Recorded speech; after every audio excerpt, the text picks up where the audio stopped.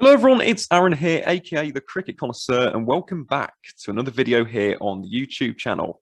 Now, as the title of today's video suggests, this is of course a continuation of my 2021 T20 World Cup preview series, and in today's show, I'm going to be taking you through the strengths, the weaknesses, the key players, and the predictions for one of the most interesting teams in world cricket right now, Papua New Guinea. However, before we get into all of the usual analysis in today's show, I just thought it'd be appropriate to take you through a bit of background information about Papua New Guinea, not only as a cricketing nation, but of course as a country as a whole. So in terms of Papua New Guinea, the country, Papua New Guinea is home to around 8 to 9 million people. The capital city is Port Moresby, and located in the capital is Cricket Papua New Guinea, Cricket PNG, which is the governing body for cricket in the country. Now, in terms of the cricketing team themselves, this is the first time that the cricket team, also known as the barramundis, which is basically a species of sea bass found in the Pacific Ocean, this is the first time that the barramundis have ever made the World Cup in their history. They've never made the 50 over World Cup, never made the Champions Trophy, and they've never made the T20 World Cup before 2021. So this, of course, is a massively important tournament for the country in 2021. In terms of just some more background information about Papua New Guinea as well, because I feel like Oceania as a region in general, aside from Australia and New Zealand, doesn't really get enough coverage. I don't think we show it enough love as a region. And if you want to learn some more information, some more facts about Papua New Guinea, and in particular a variation of the game found in the country called Kilakiti, which I do actually plan on recording a proper video for sometime in the future, I cannot suggest and recommend the 1979 Australian documentary Trobriand Cricket enough. In fact, I recommend it so highly that I'm actually going to leave a link to it in the description below, because it is such a fascinating watch to learn the cultural significance of the sport in the Trobriand Islands, which are actually part of Papua New Guinea itself. So if you want to do some more background research, learn some more about Papua New Guinea, the customs, the culture, and of course cricket in the country, please do give that a watch. I cannot recommend it enough. But that's pretty much it in terms of background information. As I said, feel free to do some more research at your own discretion. But we are, of course, here to talk about the strengths, weaknesses, key players, and predictions for the Barramundis heading into the 2021 T20 World Cup. However, before we get into all of that good stuff, let's take a look at the 16-man squad that will be representing Papua New Guinea heading into this year's tournament. So starting with the captain, we do of course have Captain Fantastic Asad Vala.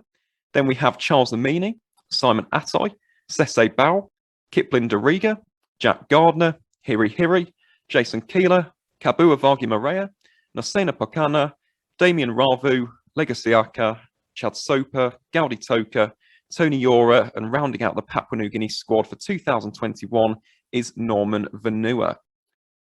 So on paper, at least, that is an incredibly strong Barramundis outfit. Unlike Namibia, there are no key omissions. I'm going to be honest, that on paper is exactly the type of Barramundi squad that I expected to see heading into this year's World Cup. Of course, with the experience of Asad Vala, Tony Yora, and then, of course, the potent seam attack with the likes of Damien Ravu, Nasena Pakana, and Norman Vanua.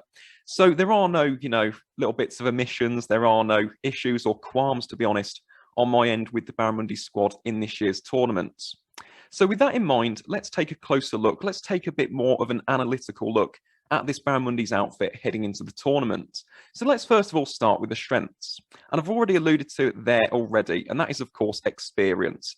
Papua New Guinea have got a very experienced squad heading into this year's tournament, with the likes of Asad Vala, the captain, who can basically do it all. This man really is the true definition of an all-rounder. Then you've got the experienced top-order batsmen with the likes of Tony Yora, Sese Bao, Kipling Doriga, and of course Legasiaka. So experience and major matchday experience is something that Papua New Guinea do not lack heading into this year's tournament. In terms of that batting top order as well, it's such a well-balanced and set top to middle order that Papua New Guinea, to be honest, basically, it picks itself in terms of the batting lineup. It's very well balanced, it's very well structured, and it's very powerful as well if they get going. And in terms of the other strength of this Papua New Guinea outfit, I couldn't talk about Papua New Guinea without mentioning their seam attack. I alluded to them already, the likes of Damien Ravu, Norman Vanua, Nasena Pokana. Papua New Guinea really do have a very strong seam attack heading into this year's tournament. Now, for those of you who remember the 2019 World Cup T20 qualifier in Dubai, you'll know that this Barramundis outfit almost operate in packs. They do not allow the opposition to have any breathing space. And they're also a very, very economical unit. If we just take a look at the likes of Norman Vanua, for example, who's taken 35 career wickets in the T20I format, he has a career economy rate of less than 6. Same with Damien Ravu, he's actually 5.35 in major T20I matches.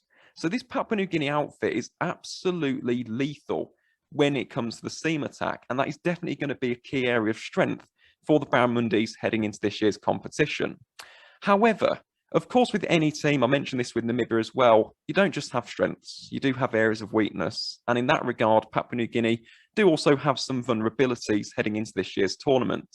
Now, for me personally, although I alluded to it earlier, the fact that they do have such a strong top order with likes of Tony Yora, Asad Vala, Lego Siaka, Kipling Doriga, Sese Bao, for example, Papua New Guinea in the past have been susceptible to some batting collapses. And just to give you some examples of this, I think back to the game against Oman. They got bowled out for 97 runs. They got bowled out for 118 runs against Kenya. In the final of the World Cup qualifier in 2019, they were restricted to 128 for 8 by the Netherlands. So although this Papua New Guinea outfit are very, very strong, they have an incredibly strong top order by an associate nation standard, the issue there is almost an over-reliance sometimes.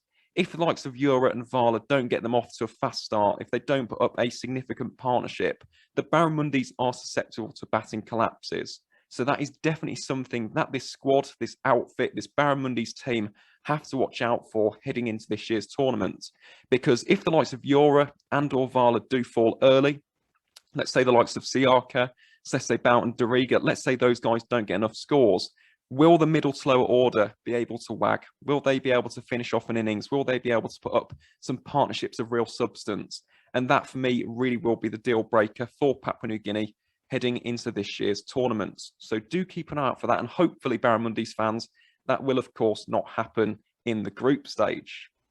So strengths and weaknesses aside, let's have a look at the key player. And for anyone who's familiar with Papua New Guinean cricket, this should come as absolutely no surprise whatsoever.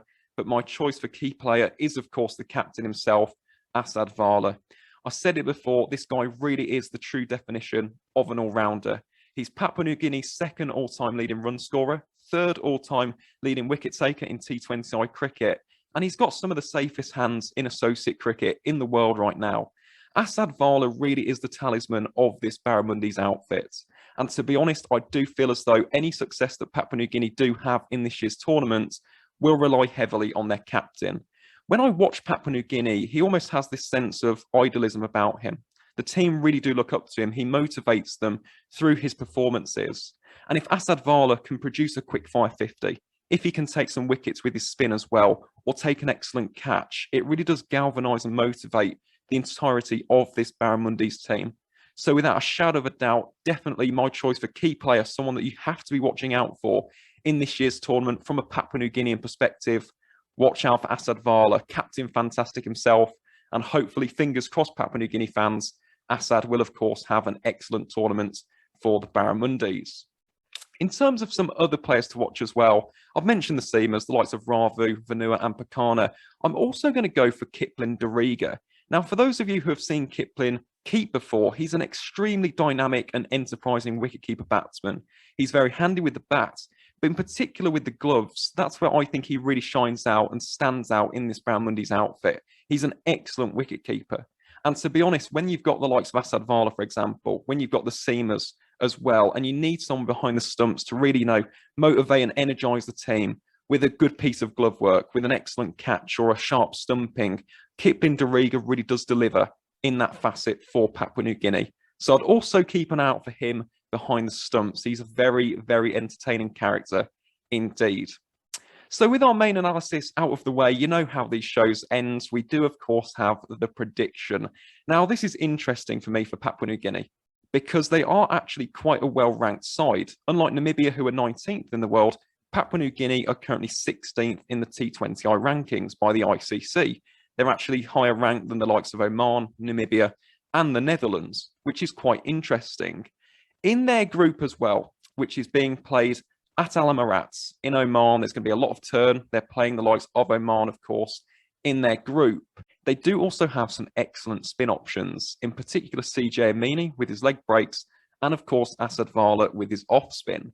So in that regard, I actually think Papua New Guinea are a very, very well-balanced side heading into those games. And of course, they're well set in terms of the T20I rankings as well. As of this recording, they're currently 16th in the ICC T20I rankings. So they're very, very well placed heading into this year's group stage. On paper, I don't think they're as strong as Bangladesh. I don't think that they're as strong as Scotland either. However, what Papua New Guinea do have is belief. They have an infallible team chemistry. They really are a strong team full of strong characters. And as I said, an excellent unit in the field. So I do think that they could spring some surprises. I wouldn't necessarily call them favourites to go through. But as I said in the Namibia show, anything can happen in T20 cricket. It's an unpredictable format. In terms of what my head says, I'm going to be honest, I see Papua New Guinea finishing third. I think it will be Bangladesh, Scotland, Papua New Guinea, and Oman finishing fourth and final place. But as I said, anything can happen in T20 cricket. If the likes of Tony Yora, Asad Vala, and that top order can fire, and then you take into consideration that seam attack, Ravu, Vanua, Bakana, and of course the spin options in Asad Vala and CJ Amini, Papua New Guinea could be an outside shout. And to be honest, I think Group B is going to be an incredibly, incredibly strong group heading into this year's World Cup.